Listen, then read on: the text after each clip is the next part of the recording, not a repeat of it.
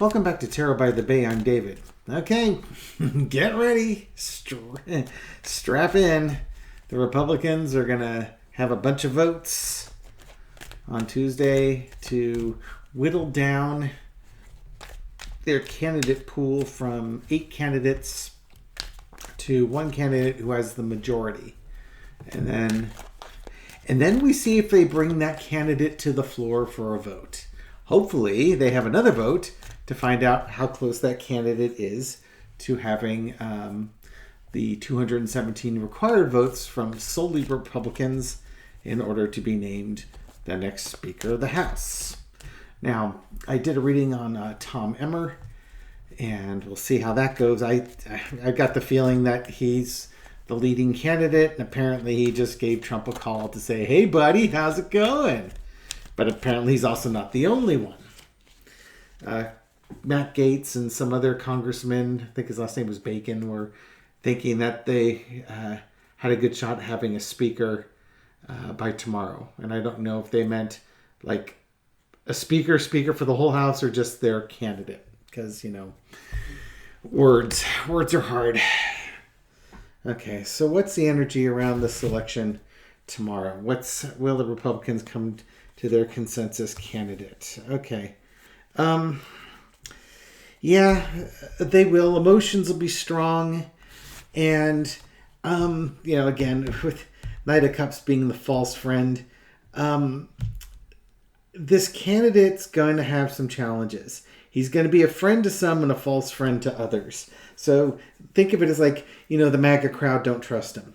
Donald Trump's been, certainly like on Tom Emmer, he's been saying don't vote for Tom Emmer, and Steve Bannon's out there saying don't vote for Tom Emmer. So this Tom Emmer has a huge number of people against him already, and he's kind of like the lead candidate. So whoever the lead candidate is, they are going to face opposition.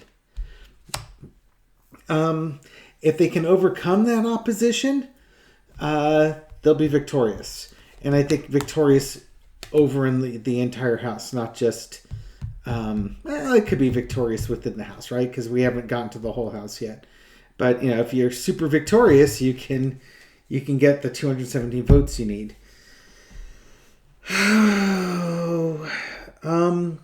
Yeah, but Four of Swords, it's going to take some negotiations. So they're going to come up with somebody. So yeah, this is going to be, we've made our selection. Now our selection needs to get to work to convince the Republicans to vote for him. Okay. We have in the past the Queen of Swords. Yep.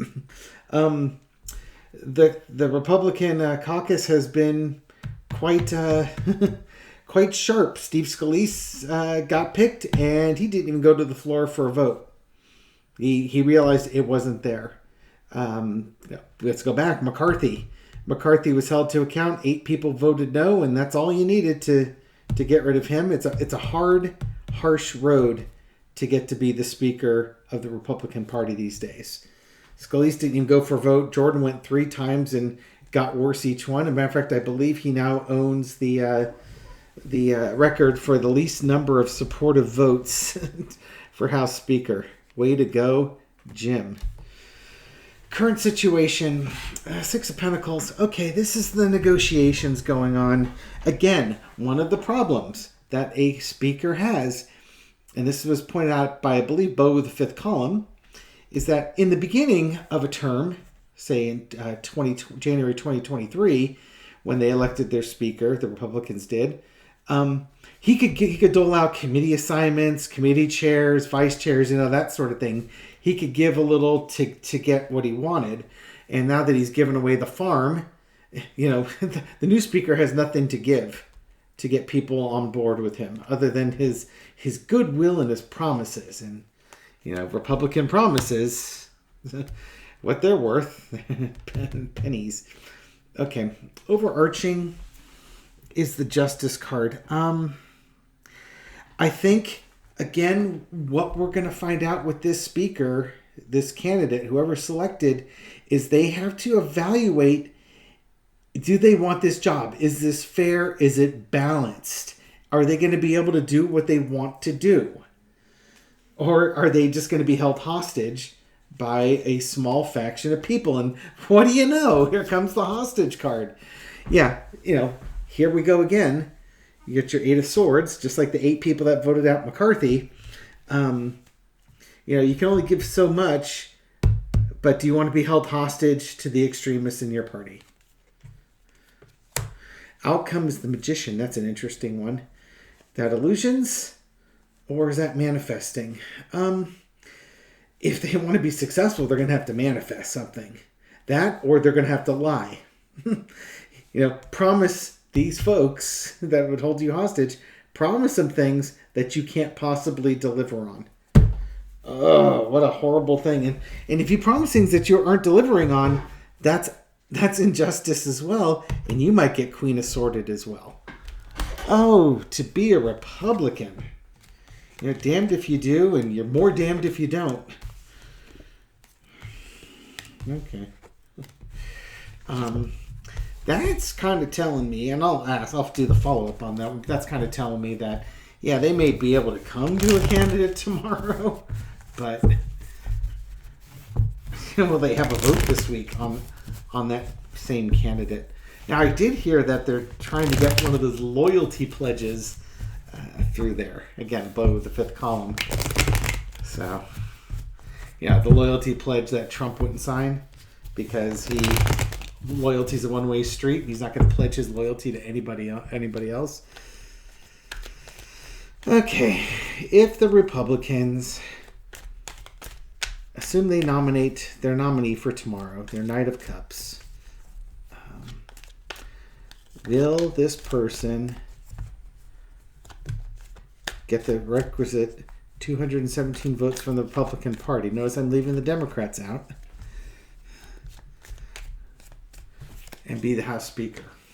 Say, let's target by the end of the week. This Friday. I'm coming close to Halloween there. If by this Friday, will the Republican Speaker be in there? We got the Empress. The pregnant with the possibilities.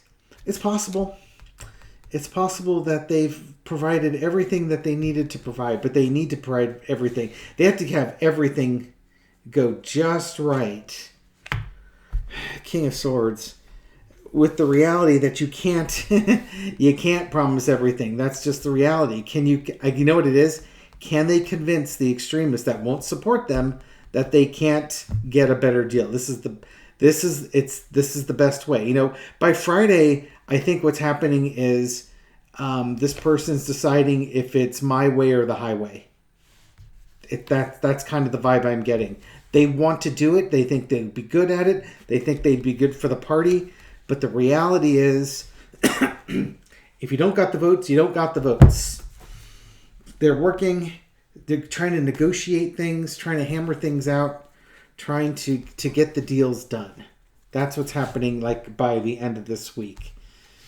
So a lot of stuff going on behind the scenes. In the past, we get the 3 of Cups. Okay, this is the person getting elected, getting voted in on Tuesday. Huzzah! We have our new speaker. And now comes the hard work. Here comes the work now. Ace of Swords. Not quite the Kevin McCarthy card there. Or no, sorry, the Jim Jordan card. He had the Ace of Wands. Ace of Swords. This person feels like they're the right choice for the job. King of Swords, Ace of Swords. So, I can do this. I've got the credentials. I've got the Republican conservative cred. Whatever. I talked to Donald Trump and got his blessings. Who knows? This person thinks that they're it. They're going to be the one who gets this done. But now we've got the World card. Things coming to a completion. That's interesting. So, can they seal the deal? Can they, by the end of the week, have they done what they needed to do in order to get elected? Ouch. Queen of Swords. You got the Queen and the King and the Ace. But it's a harsh decisions. Harsh decisions. This one came up in the past before for the speakers that did not get elected. I think we have a portent of things to come. Page of Pentacles, starting over again. Well, unless you want to totally embrace election denialism, I think the outcome is by the end of the week that despite all that work, they're a page of pentacles. They don't have anything left of value to offer. There's too little of value to offer. So right now, the way these cards stand with a nameless speaker candidate, they're not going to make it. The reality is they just don't have enough to offer. And they're going to come to that realization. So this might be another one of those things like this week where Tuesday, Wednesday, Thursday, lobby, and then a vote on Friday. And if it doesn't go well, this person, they have a vote on Thursday, or maybe not a vote at all. But I wouldn't be surprised if there's another 3-day weekend coming up. As of Friday,